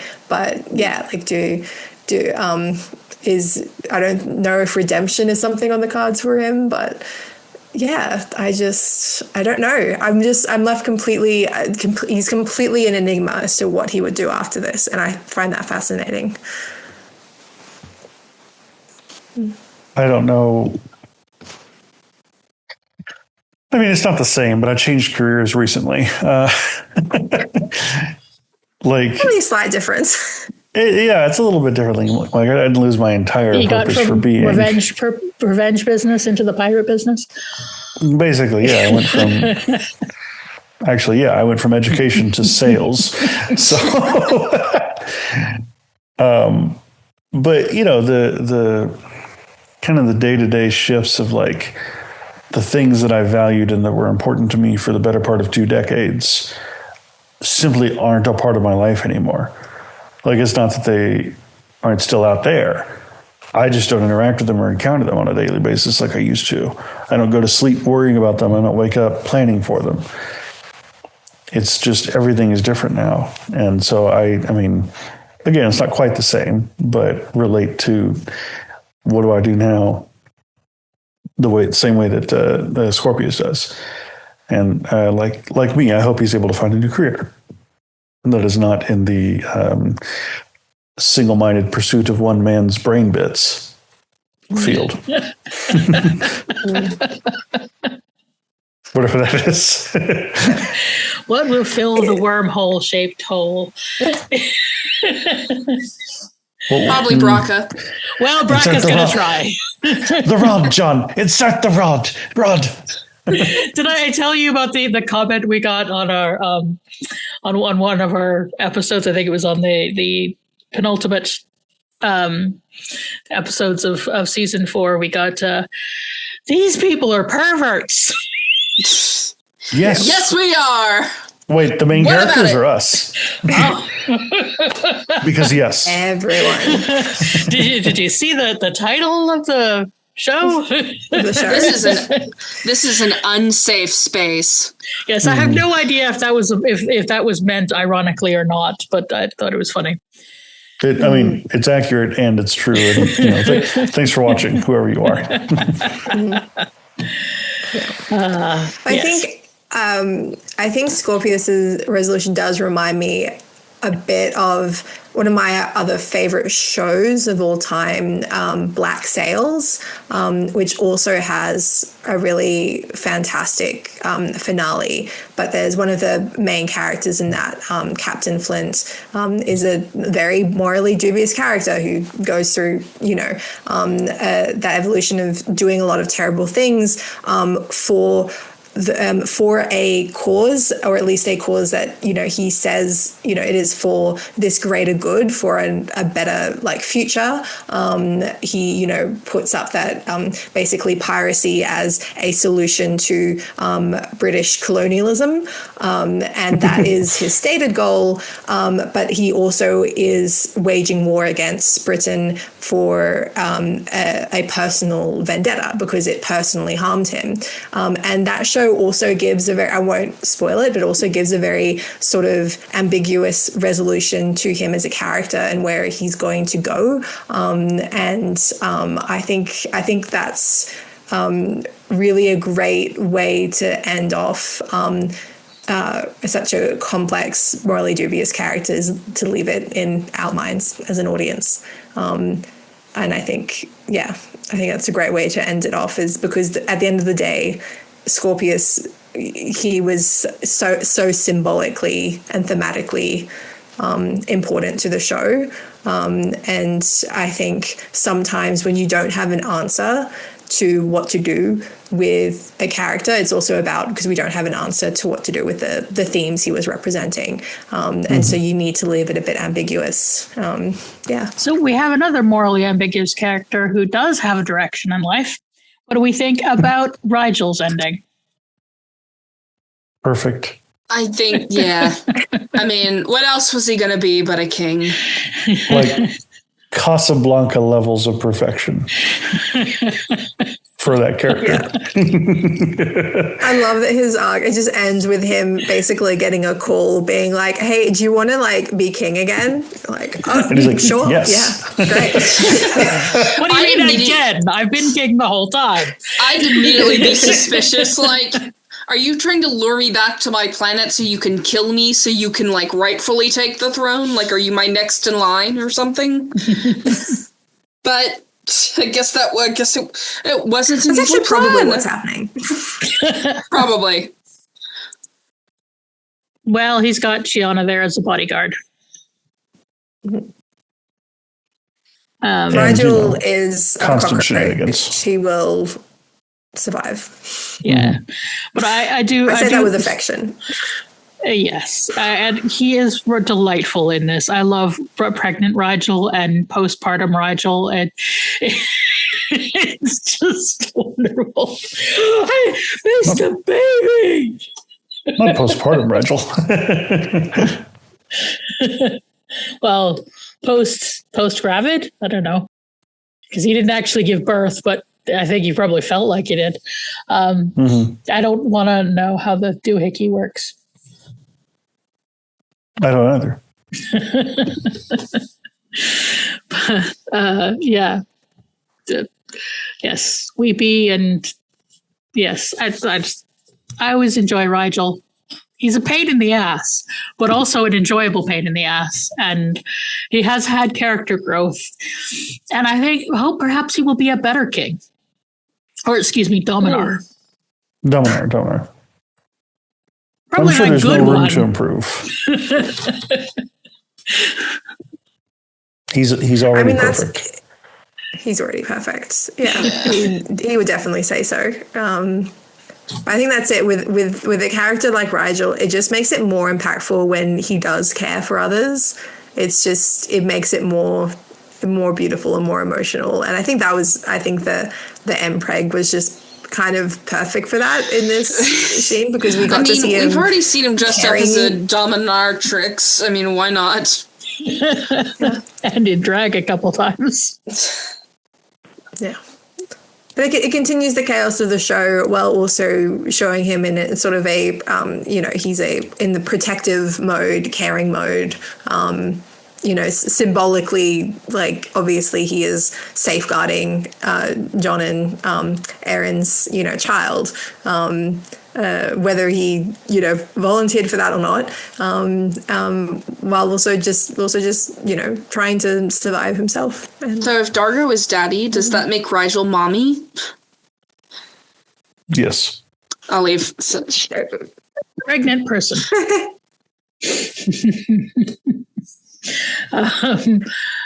Pregnant Dominar, pregnant Hynerian. He does he does voluntarily give their ring back. He does. Yeah, he's capable of nice gestures at times. Of course, exactly. I wouldn't put it past Rigel to replace it for a fake one and then keep the real one for himself. Yes. So that leaves us with John and Erin's ending. Okay. And the whole Kuta Kinte of it all. Woof. That was a reference. Geez, man.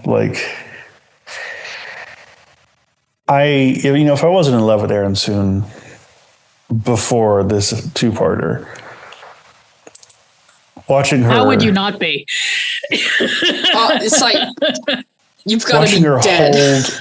Hold her minutes-old baby in one arm and blasting her way with a gun through the troops at the front lines. She wasn't taking cover. She was just right there at the top. Could there be anything more Erin Sun than that? Yes. Angels and ministers of grace defend when baby me. cries and she goes, "Now you cry?" I was just agog. I was aghast. I was beside myself during that whole sequence. It was so good. And that they finally get you said it really well about Dargo. Erin and John also get freedom at the very end. It's not just that they find peace. It's not just that they get together and it's lovey and wonderful and makes me cry. It's not just that they get a child, which is a beautiful beacon of hope in the universe or whatever. They get the freedom to do whatever the hell they want, to create the life for their child however they want to. And that's wonderful. And that's really the best outcome from the beginning until now. It's even more narratively satisfying than if they had made the decision to go back to Earth and settle down in Florida. Mm-hmm. I'm just awash in satisfaction at the conclusion of that particular story. I really appreciate that they allow her to have complicated feelings about the baby. Mm-hmm. Yeah. I really hate it when like shows make women like just magically become perfect moms after, you know, getting pregnant or having babies. Like, this is what I always wanted. Really? Because you've never expressed that before. It's almost creepy in a way to me. It's like their mind gets taken over by the baby. Like, I will make you love me and protect me. You know, and in this, it's like, you know, Erin is not the most maternal person, but, you know, that doesn't mean that she's not caring and loving. So it makes sense that she would have conflicted emotions about being a mom, especially considering all her mommy issues. Mm-hmm. Yeah. I think the fact that she says something on the lines of, you know, it's not as much as she learns the fact that she almost loses her child, you know, definitely makes her appreciate motherhood more. That it's not like she's immediately is willing to sacrifice John for her baby. Like, she is like, no, I love you, John. I don't want to lose you. Like, it's not like it's a trade-off that I would be happy about, right? If, you know, just like, yeah, I don't know. It's like Ren was saying, it's like she has complicated feelings about motherhood. And I think it would definitely be more complicated if she was left to raise Dargo's son Crichton without John. And so I'm really glad that they got their happy ending together. I'm going to spoil the end of Andor season 2. So this is your spoiler warning to skip ahead. Or turn your headphones off if you're in the call. Go ahead. So the end of that has the girlfriend is sort of dispatched partway through the season to go off and keep safe, and then the end it ends with her holding a baby, holding Andor's baby, looking off into the distance. Oh, and it's like the ingredients are similar here.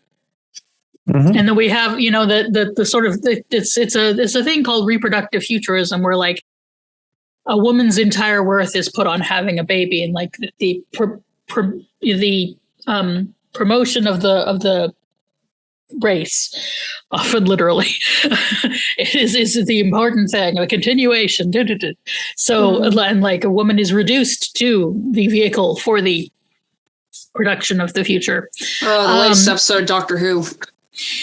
Oh yeah, that's another one. But in this, Erin is never reduced. And she's never sidelined. Like, they have to get the whole shooting makes me feel better thing. She's put down a gun. Like, Erin is Erin while she's giving birth.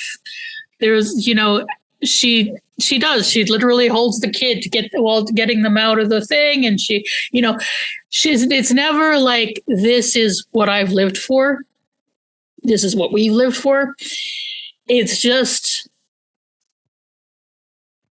like part of life, part of freedom. Their is that, you know, we know she made this choice because there was a whole thing. We got plenty of instances of her making the choice to have this child. And it's not her purpose. It's just, and it's always very much a partnership of the two of them. Yes. And they're having the kid together. And it's, yeah, like they managed to do the having reproducing without doing reproductive futurism, really, you know, without doing that, reducing her to a womb thing. It's just part of her story. The whole, you know, their love has never reduced her to a damsel. It's just part of their story. The baby doesn't reduce her to a womb. It's just part of their story. Couldn't have said it better. Yeah. I've always thought of John and Erin as like one of the queerest straight opposite sex. Opposite sex. Yeah, that's a good term for it. It's definitely bi for bi. Yeah. It's like gender doesn't really play into their dynamic. It's just this is a person and this is a person. They are attracted to each other and they love each other. Yeah. Yeah. And I think implied in those sort of narratives when the female like character becomes pregnant and is, that she becomes, her entire role also becomes just raising that child. And I think, and especially when she's like separated from, or like the male like character dies, it's about but it's okay because she's got the child and she's got this piece of him and she's now going to be a mother and protecting, or her entire life existence is going to be about protecting and raising this child. And I think that's what isn't like shown here. We don't see as soon as she becomes pregnant, she and the baby are now there to be protected, to be sidelined. And she also literally says it. She literally says, like, I love our child, but I don't consider him like an exchange for your life. Like I don't accept that. Mm-hmm. Exactly. It's not a consolation prize. It's not, it's not. And she doesn't give up being the protector. Like her and John, it's mutually a protective relationship. She doesn't give up that role, and she isn't reduced to now being a mother, and her life isn't reduced to raising a child. I think even if John had died, like I think the show shows that it very clearly would not have made that her who she is left to be. But yeah, I'm definitely glad they sort of avoided that. I don't know if it would be a cliche by this point, but it feels like a cliche, the mother and the baby looking up at the stars in wonder, like remembering the valiant soldier that was the father dying. It's even like the Hunger Games is like Annie Cresta, and the Finnick dies, and then it's like, oh, but they had a son together. She went on to have a son. I'm not even saying it's bad. I'm just saying it's very much a trope in fiction, and it's not one that we saw here. And wouldn't have worked for Erin. Yeah. I think, it's like when we say it's like, oh, we don't want like manly man and helpless damsel woman dynamics in stories anymore. We're over that. It's like, I think it's reductive to think, oh, so you want like a soft boy and like, hardened badass, impossibly perfect woman character. It's like, that's really reductive. It's like, we just want two people who aren't restricted by gender roles. We don't necessarily, like want all women to be manly, because that's also not good. Like, just don't put women in boxes. It sounds harder than it is. And don't put men in boxes either. I love John. John is one of the most vulnerable male characters in terms of the, all-American hero kind of thing, like where he started. He's one of the ones that has shown the most vulnerability. For all he tells his son that Crichtons don't cry often or for very long, he cries often and for very long.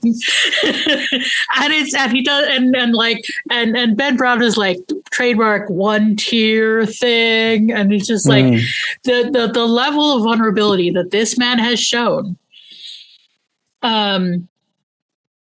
is just like he is such a good example of, like, I don't know if it's healthy masculinity or just figuring out masculinity.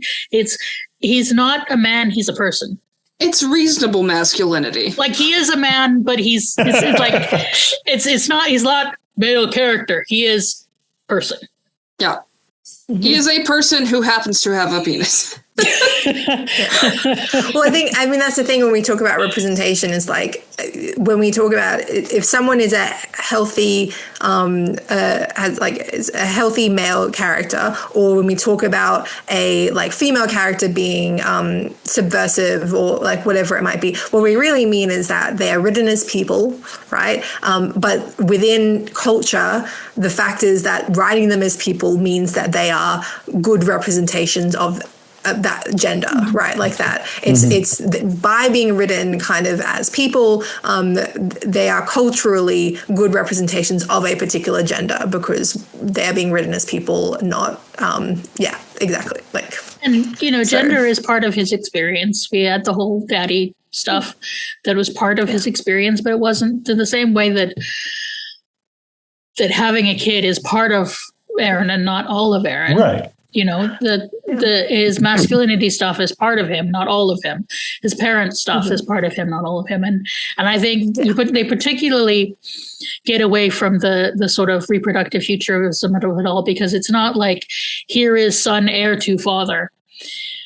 The way that they end it is like, here's your world to play in. They literally call it a playground. Yeah. Aaron, not this is your kingdom, this is your playground. Not you are my heir, but this is your space to play.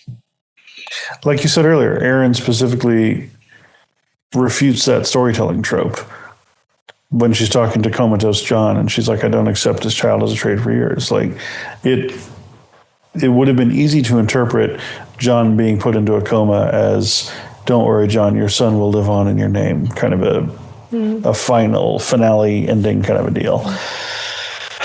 But it's, these flawed, imperfect, deeply traumatized characters all had the opportunity to be whole versions of themselves by the end. Even the ones that we didn't really get to see very much of, like I'm thinking about Chiana specifically. There was evolution. There was a character arc that landed. They stuck the landing. Even on fucking Jothi. Like, they stuck the landing on pretty much everybody's character arcs from beginning to end. I think the very fact that Chiana wants to go somewhere and rest, instead of wanting to, like, run away or fuck someone or do something destructive with her grief, like the very fact that she's recognizing she needs to take time for herself, is a show of growth. She's not jumping off a cliff. It's a good story. So fucking good. Pretty great, even, I'd say. Yeah, I think we can all safely agree on that. Yeah, I think ultimately it is a story of Muppet sex and trauma, but it is a story of healing trauma and defeating fascism. At least for a little while, it has a tendency to pop back up, but at least sometimes you have to play whack-a-mole, but at least.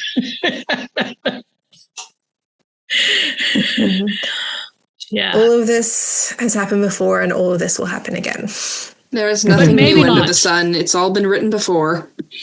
Or at the end of Hades Town, maybe this time it'll turn out differently. We tell the story over and over again. Because I know that there's a lot that I have found in this show, watching it again for the umpteenth time, but watching it with all of you. Yeah.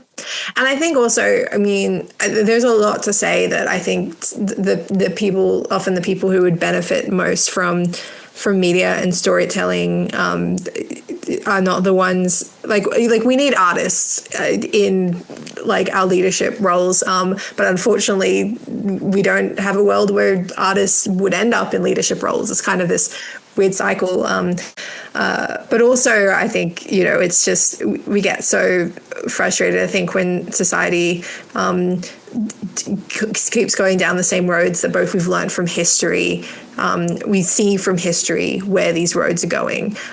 We see, it's like with the US right now, everything they're doing, we see where this goes. We see this where this leads. We've seen it before in history, and we see it in fiction. And people who can even understand in fiction, those are the bad guys in fiction, or that's the wrong thing to do, don't understand in real life. And I don't know where I'm going with this, just to say that that art is important, and the fact that not only is this show able to so beautifully portray the complexity of like the human condition. It leaves us hopeful, and that's really important. And I think more people would benefit from watching shows like this. The people who can't see that today's bad guys in the real world match eerily not only to history's bad guys, but fiction's bad guys are the same people who were sitting in their high school English classes saying the curtains are blue because they're fucking blue. Yes. Mm-hmm. Well, as a high school English teacher, I'm very triggered right now.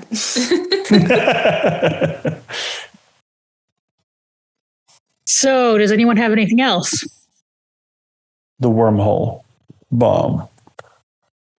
That whole sequence was just so good. My jaw was on the floor. Really pulls you the in. entire time.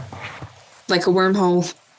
Listen, Ren, like first of all, the other thing that I really loved about this two-parter was it showed what Farscape could have done with the budget. They stepped everything up, production design, graphics, they bought new cameras, you could tell, like all that kind of stuff. And never did it feel more necessary than depicting a wormhole that could have destroyed the universe and looked like it could have destroyed the universe. I love Interstellar, and I know all the science and all the, Kip Thorne and everything that went into developing the depiction of the black hole in Interstellar. And it looks cool, but it also looks understandable in Interstellar. It looks digestible in Interstellar. I, as a human being, can watch a black hole on a two-dimensional, rectangle, and I can understand that concept. The wormhole in Farscape didn't look understandable. It didn't look comprehensible. And they did it so fucking well because every time they cut back to it, it was just bigger. They didn't show it growing. They showed that it had grown. And that made it even more crazy and mysterious. Because the first time that it went off, it was kind of like, oh, okay. And then as it started to grow, they also did this amazing, I'm absolutely just gushing right now like I warned everybody I would. They also did this amazing thing with the sound design where there was just this low, fiery rumble in the background that was getting louder and louder and yet was somehow quiet at the same time. And the lighting? The lighting was amazing. The soundtrack being super minimalist in that entire sequence was amazing. And Ben Browder with his goddamn tear rolling down his cheek saying, this is what you wanted. And doing his little penny speech.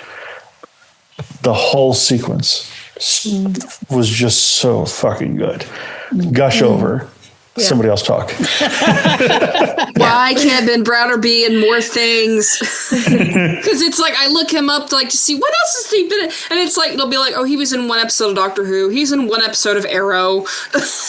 He did a voice of one character in Justice League Unlimited. I'm like, come on.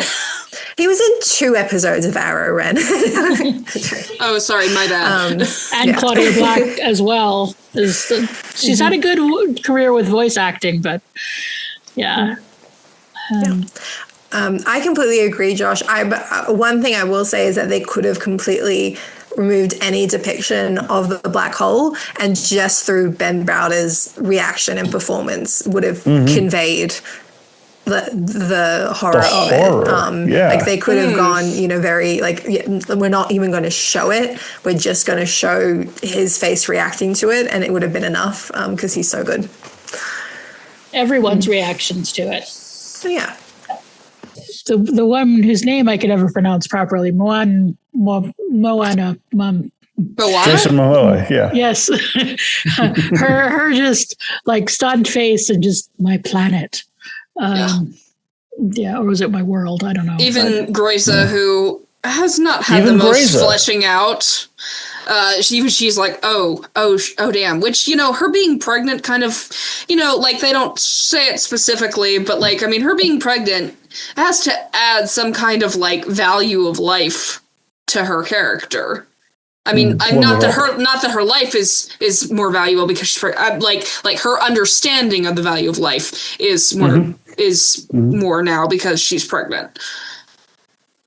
Yeah, there's a choice to say, for the sake of our children. Yeah. That's what a good show does. It works in an actor's pregnancy and actually makes it, like a cohesive part of the show and its themings other than just, turning the pregnant actor into a monster and then unceremoniously killing them off. Joss Whedon. Thanks, Joss. Yes. Fuck you, Joss. And I think, Charlie, you said it really well. It was horror. It was a horror sequence. And cosmic horror, in my opinion, cosmic horror is really difficult to pull off because, again, you can do it like the MCU is doing right now, where you have giant beings, like Arishem or Galactus or whatever. And, if you're, I guess, standing in front of somebody's eyeball and their eyeball is bigger than you are, I guess it's probably pretty scary. But ultimately, it just looks like a CGI person in a suit. You can do Godzilla or Cthulhu or whatever. But again, that just looks like a creature in a suit. The wormhole doesn't give a shit. It simply is. And that's horrifying. There's an extremely fine line between cosmic horror and existential horror, in my opinion. Yes. Yeah. It just is. It doesn't care. It's impersonal. It's, it lacks sentience. And also it is nothing. Like it is a black hole, a wormhole. Like it is nothing. It is undoing everything. The human mind or Sebastian mind or whatever, it was not made to conceive of the concept of nothing. Like you picture nothing, you're probably picturing just like a black void, but even the color black is something. You can't think of nothing. And it makes it like it's a great metaphor for all weapons. Like ultimately, if you rely on weapons, they were made to create death. That's all they'll do is death. There are uses for weapons, there are uses for violence, but if you rely on violence as your method, then your method is death. Mm-hmm. And your ends are death. That's why I hate it when people say, oh, guns don't kill people, people kill people. Yes, with guns. With guns. Good guy with a gun, bad guy with a gun. Ultimately, there is a gun. Violence and death is what happens. Mm-hmm.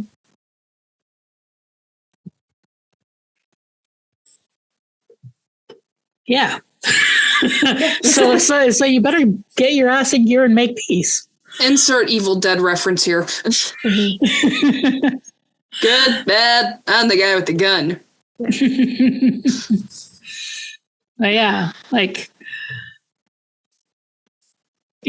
it is really it's a beautifully produced two-part finale, and it's definitely, it looks very good. I think visually it looks very good. The production I think was excellent, but it also it looks in keeping with the rest of the show. It's very consistent in terms of its visuals. It feels still just like the previous episodes. Didn't they have to rebuild the entire Moya set? Yes. Did a really good job. I wouldn't think so. Yeah, and then one thing, they lost the settings to do Pilot's voice, so just have to, Pilot has a cold or something. Yeah, he sounds a little bit different. Yeah. It's still Lonnie Tupu, it's just without the mix.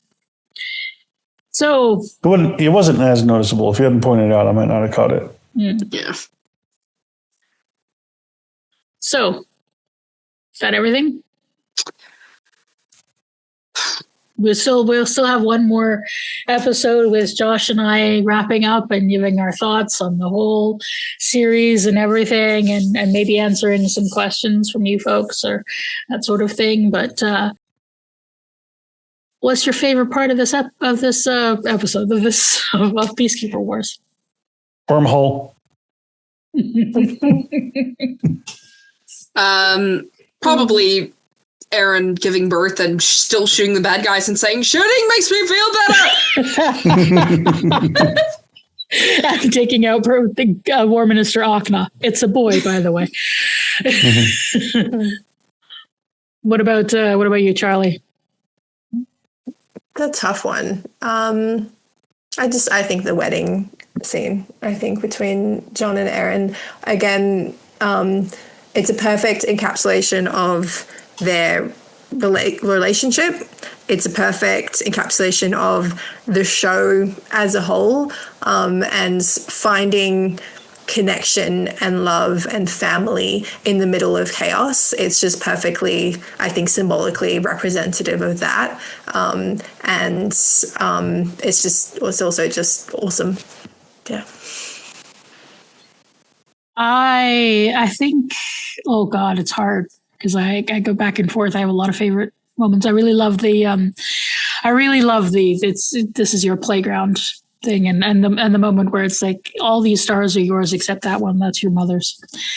But I think today I'm finding my brain is stuck on weapons don't make peace, people make peace. Mm-hmm.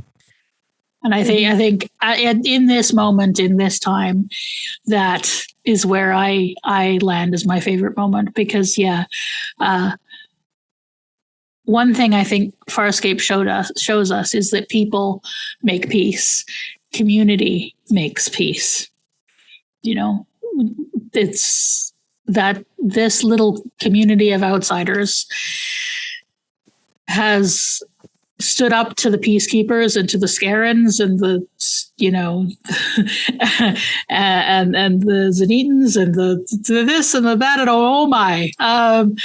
But they've done it by being a community, a very messy, very complicated, sometimes morally ambiguous community, by being people, and people make peace. So that's where I land today. I like it. So thank you for joining us, Charley and Ren. Ren, do you want to tell folks where they can find you? Is that Ren the Barbarian, the YouTuber? Yes, it is. You can find me here on YouTube as Ren the Barbarian. You can also find me on Instagram, Blue Sky, Tumblr, and you can find me on TikTok as The Real Ren Shady, where I'm a little bit more active. So I make videos about Star Trek and other pop culture. I'm trying to make myself review another episode of Star Trek, the original series. I also have like a video in the works about Batman live action series, and I'm also a writer. But yeah, so you can come find me on any of those sites that I named. It's a good time. I'm mildly amusing. Now, Charley, you don't want people to follow you. So is there something you'd like to plug or promote in place of that? Yes, please don't find me. Or you can, be surprised by my presence popping up randomly in various Ren and Sara projects. I just want to, I think, really encourage listeners to keep following whatever Sara and Josh's next project is, because I think it's going to be fantastic. And so I'm just going to rep them on their own show. But yeah, so whatever they do next, please hang around. We say, if you like Charley, then support teachers everywhere. Yes. I would say that. I understand that sometimes people have very difficult relationships with the teachers in their lives, but generally speaking, we are trying to do well. So that would be great. Thank you for supporting teachers everywhere. Well, supported teachers do better. It's okay, Charley. I'm following you in true. real life. It's a paradox. Yeah, that restraining order, it's in the works. It's in the works. I'm in your walls. No, there are too many spiders there. And drop bears. Surprising, the spiders are not what you have to worry about. Our huntsmen are very friendly. It's the birds. The birds are what you have to worry about, okay? Not the spiders. But I don't want friendly spiders. That's not a joke. And Josh, where can folks find you? I don't want the spiders to find me, even if they are friendly. No, I'm just on Instagram, guys. I'm on Instagram at Josh Gosdin. It's a good time over there. A lot of good discourse about self-care, which has kind of been my raison d'etre for a number of years now. But I appreciate everybody. Sara, where can folks find you? Well, I'm Sara Ezzat. I make the Fat Culture Critic videos on YouTube, and I have been I'm making some. I don't know. I made a video about some of the ultra thin discourse just before the new year, and that one did quite well. And I'm planning a new thing. I don't really have a name for it yet, but I'm starting to record it. So we're going to do a series of conversations about joy with various people who, joy and resistance sort of thing. People doing stuff that's like creating or organizing or some such things. I'll start with my friends and see how it goes, and we'll just talk about joy and the things that bring them joy and why it's important and why it's resistance, and and we'll see how that goes. That's just trying to be a bit of an antidote to all the doom, because there's so much doom. So much doom. So yeah, and you can follow me on Blue Sky. The thingy's there, and you can follow the podcast there, and you can follow us on Patreon, and email us, and we are taking a hiatus as Muppet Sex and Trauma after we have a bit of a roundup, but there will be other projects coming. So yeah. I'll maybe talk about that in the next one of the projects that is in development. So yeah, that's where you can find me, and you can find all of us, in your heart, or in your walls, or in the very, very giant, scary wormhole.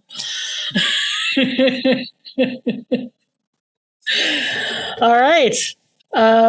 So yeah, we don't have a next episode. We just have a wrap up, and thank you all for coming on this journey with us, and someone figure out a way for us to end this very long episode. Let's go to our playgrounds. Yeah. Yes. Yeah. You can have all the stars except that one. That one's your mother's. Good night, everybody. Night.